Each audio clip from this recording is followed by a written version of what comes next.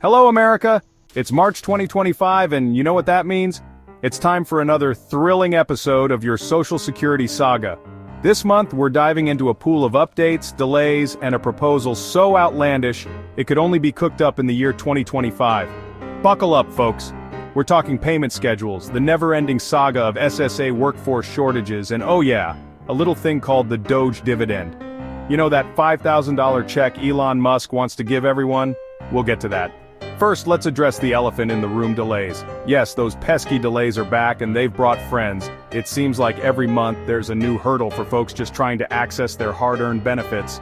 Don't worry, we'll break it all down for you. Stay tuned. Now, before you unleash a torrent of angry tweets at the Social Security Administration, SSA, let's talk about why these delays are happening. In short, the SSA is facing a major staffing crisis. We're talking thousands of employees laid off and dozens of field offices shut down. It's a mess, folks. This means longer wait times, slower processing, and a general feeling of, is this thing on? When you try to contact customer service, it's enough to make you want to scream into the void, but before you do, remember, knowledge is power. The SSA website and your online account are your best friends right now. Check those first before you brave the phone lines. Who knows, you might even find some answers. And if not, well, at least you tried. Let's talk payment schedules.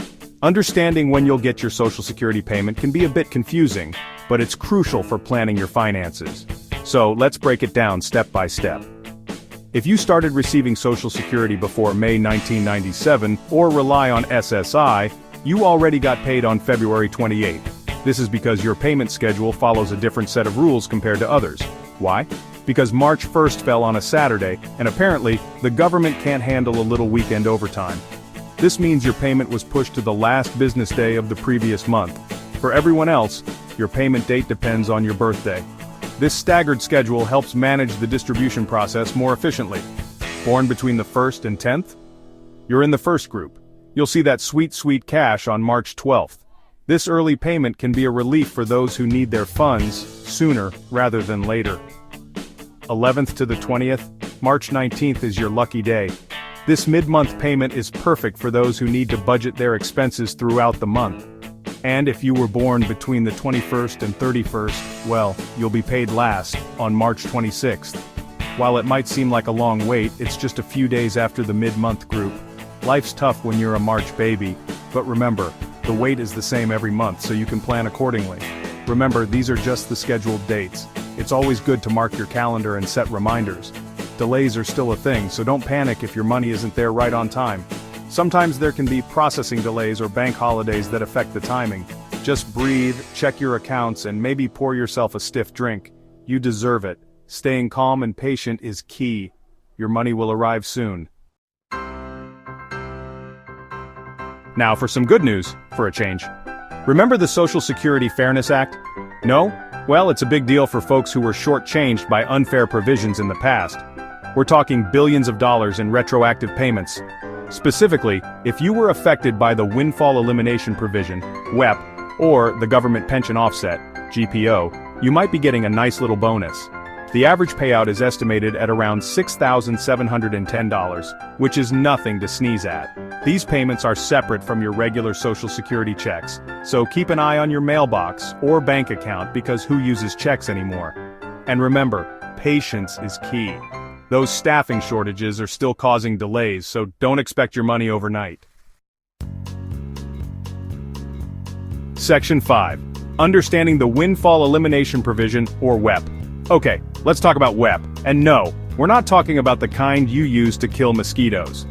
The Windfall Elimination Provision is a rule that can significantly impact your Social Security benefits, especially if you have a pension from a job where you didn't pay Social Security taxes. The Windfall Elimination Provision, or WEP, is a rule that can reduce Social Security benefits for certain people who also receive a pension from a job where they didn't pay Social Security taxes. This can be a bit confusing, so let's break it down. Think of it like this: you worked at two jobs, one where you paid into Social Security, and one where you didn't. For example, you might have been a teacher or a government employee in a state that has its own pension system. WEP says you can't double dip and get full benefits from both. Essentially, it adjusts your Social Security benefits to account for the pension you receive from the non-Social Security job. It's like ordering 2 entrees at a restaurant and then complaining that you're too full to eat the second one. The idea is to prevent an unfair advantage where someone could receive a disproportionately high amount of benefits. It's a complicated rule and it's impacted a lot of people who worked hard and paid their fair share. Many find it frustrating because it feels like they're being penalized for having a diverse work history. But the good news is, the Social Security Fairness Act aims to right some of those wrongs. This act is designed to address the inequities caused by WEP and provide a fairer system for those affected. So, while WEP can be a tough pill to swallow, there is hope on the horizon for a more balanced approach to Social Security benefits. Section 6. Unpacking the Government Pension Offset, or GPO. Now let's unpack the Government Pension Offset, or GPO. This rule is like WEP's evil twin, specifically targeting spouses who receive a pension from a government job where they didn't pay Social Security taxes. Here's the kicker. GPO can reduce or even eliminate the Social Security spousal or survivor benefits they earned through their spouse's work history. It's like going to a potluck and having your dish swapped out for a bowl of lukewarm tap water. Again, the Social Security Fairness Act is stepping in to try and fix this mess. It's about time someone stood up to these alphabet soup provisions and said, "Enough is enough!" Section 7, Doge Dividend, a $5,000 proposal. Okay, enough about the serious stuff.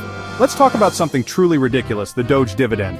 This is a proposal, spearheaded by none other than Elon Musk, because of course, to give every taxpayer a $5,000 check.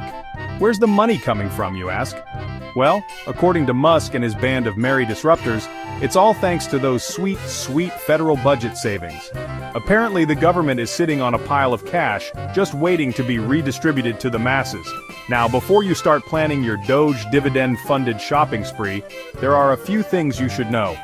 First of all, this proposal is about as realistic as a unicorn riding a roller coaster.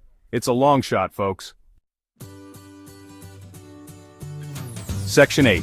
Doge Dividend, Eligibility and Concerns. Here's the other catch. Not everyone qualifies for this magical $5,000. To be eligible, you need to be a net federal income taxpayer. That means you pay more in federal income taxes than you receive in deductions and credits. So, if you're living on a fixed income, relying on Social Security, or generally not swimming in cash, you might be out of luck. It's like offering free tickets to a private jet and then saying, "Oh, you need your own private jet to get there?" Never mind. And even if the Doge dividend does somehow become a reality, there are concerns about its potential impact on essential programs like Social Security and Medicare. Because, you know, robbing Peter to pay Paul is never a good look. Section 9. What to do about delays. So, what can you do if you're experiencing delays with your Social Security benefits? First, don't panic. Check your online account, contact your bank, and make sure there are no issues on their end. Sometimes, the problem might be as simple as a technical glitch or a minor error that can be quickly resolved. While you're waiting, it might be helpful to practice some deep breathing exercises or engage in activities that help reduce stress, like yoga or meditation.